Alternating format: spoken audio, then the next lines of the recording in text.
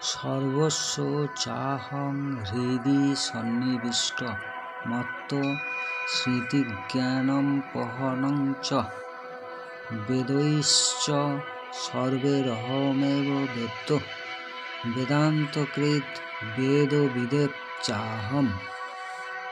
অর্থাৎ আমি সমস্ত জীবের হৃদয়ে অবস্থিত এবং আমার থেকেই স্মৃতি, জ্ঞান ও বিস্মৃতি হয়।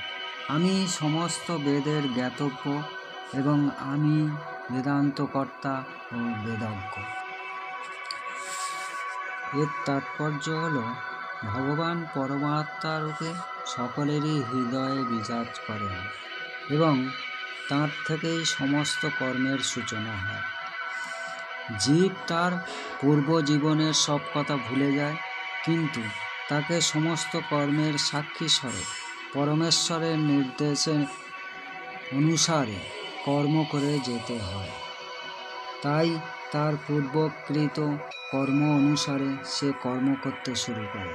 সেই জন্যে তাকে প্রয়োজনীয় জ্ঞান দান করা হয়, স্মৃতি দান করা হয় এবং সে তার পূর্ব জীবন ও বিস্মৃত হয়।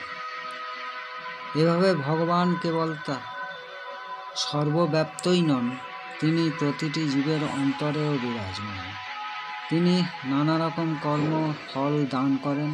তিনি নির্বিশেষে ব্রহ্মরূপে, পরমেশ্বর ভগবান রূপে বা হৃদয়ে অবস্থিত পরমাত্মা রূপেই কেবল আরাধ্য নন, বেদের অবতার রূপেও তিনি আরাধ্য। বেদ মানুষকে সঠিক নির্দেশ প্রদান করে, যাতে তারা যথাযথভাবে তাদের জীবন গড়ে তুলতে পারে এবং তাদের প্রকৃত আলয় ভগবত ধামে ফিরে যেতে পারে। বেদ পরমেশ্বর ভগবান শ্রীকৃষ্ণ সম্বন্ধে জ্ঞান দান করে এবং শ্রীকৃষ্ণ ব্যাসদেব রূপে অবতীর্ণ হয়ে বেদান্ত সূত্র প্রণয়ন করেন।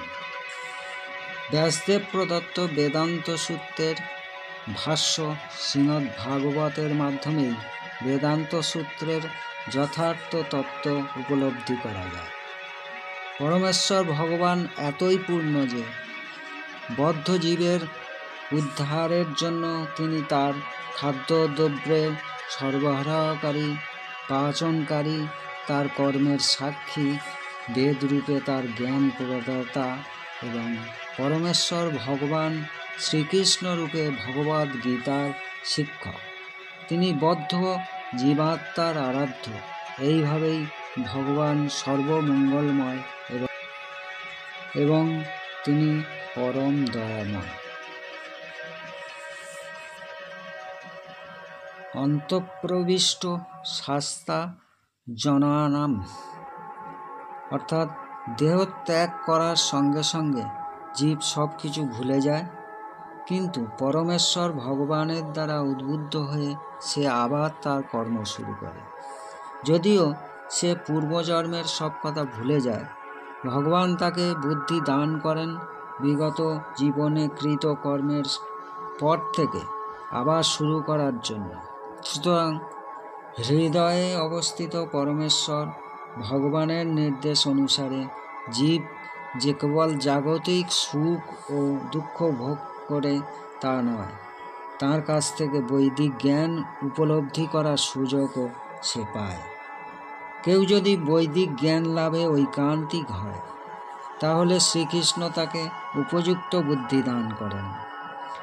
উপলব্ধির জন্য কেন তিনি বৈদিক জ্ঞানের উপস্থাপনা করেন, কারণ ব্যক্তিগতভাবে শ্রীকৃষ্ণকে জানা জীবের প্রয়োজন। বৈদিক শাস্ত্রে সেই সম্বন্ধে প্রতিপন্ন করে বলা হয়েছে, যহসৈ সর্বৈ বেदैर्गायते, অর্থাৎ চতুর্বেদ থেকে শুরু করে বেদান্ত সূত্র, উপনিষদ, পুরাণ আদি সমস্ত শাস্ত্রে পরমেশ্বর ভগবানের যশ কীর্তিত হয়েছে। বৈদিক আচার অনুষ্ঠানে অনুশীলন করার ফলে, বৈদিক দর্শন আলোচনা করার ফলে এবং ভক্তিযোগে ভগবানের আরাধনা করার ফলে তাকে লাভ করা যায়। তাই বেদের উদ্দেশ্য শ্রীকৃষ্ণকে জানা। বেদ আমাদের ভগবান শ্রীকৃষ্ণকে উপলব্ধি করার জন্য প্রয়োজনীয় নির্দেশ দেয় এবং পথ প্রদর্শন করে। পরমেশ্বর ভগবানই পরম লক্ষ্য, সেই কথা প্রতিপন্ন করে বেদান্ত সূত্রে বলা হয়েছে তত্তু সমন্বয়াৎ, অর্থাৎ 3টি পর্যায়ে পরিপূর্ণতা অর্জন করা যায়। বৈদিক শাস্ত্র উপলব্ধি করার মাধ্যমে পরমেশ্বর ভগবানের সঙ্গে নিত্য সম্পর্কের কথা জানতে পারা যায়। বিভিন্ন পদ্ধতি অনুষ্ঠানের মাধ্যমে ভগবানের দিকে অগ্রসর হওয়া যায় এবং অবশেষে জীবনের পরম লক্ষ্য পরমেশ্বর ভগবানের শ্রীপাদপদ্মে উপনীত হওয়া যায়। এই শ্লোকে বেদের উদ্দেশ্য, বেদের উপলব্ধি এবং বেদের লক্ষ্য স্পষ্টভাবে বর্ণনা করা হয়েছে।